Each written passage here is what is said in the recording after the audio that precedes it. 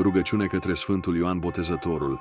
O, preasfinte și slăvite Ioan Botezătorule, proroc al celui prea înalt, glas al celui ce strigă în pustie și vestitor al venirii Domnului, cu inima smerită ne plecăm înaintea ta și cerem mijlocirea ta înaintea tronului ceresc.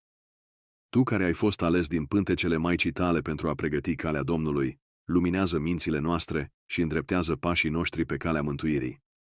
Tu care ai botezat pe Mântuitorul nostru Iisus Hristos în apele Iordanului, sfințește-ne și pe noi cu harul tău și curățește-ne sufletele de toată întinarea păcatului. O, mare proroc al lui Dumnezeu, tu care ai mărturisit cu glas tare adevărul și ai mustrat fără frică nedreptatea, ajută-ne să avem curajul tău și să rămânem statornici în credință.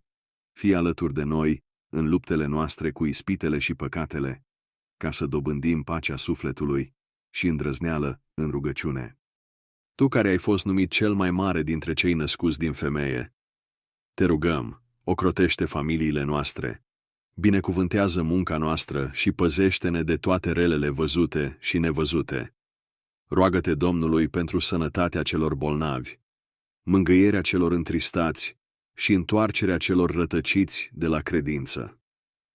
Sfinte Ioane, învrednicește-ne să trăim în smerenie și să ne ridicăm inimile spre Dumnezeu în fiecare clipă a vieții noastre. Așa cum ai pregătit calea Domnului, ajută-ne să pregătim și noi sufletele noastre pentru venirea Mântuitorului. Slavă ție, Cel care ai deschis cerurile pentru botezul Domnului! Slavă ție, Luminătorule al celor ce se întorc la Dumnezeu! Slavă ție, Ocrotitorule al celor ce te cheamă cu credință! Rugăm-te, Sfinte Ioane, să nu ne lași fără ajutor în ceasul încercărilor și să mijlocești pentru noi iertarea păcatelor și mântuirea sufletelor noastre.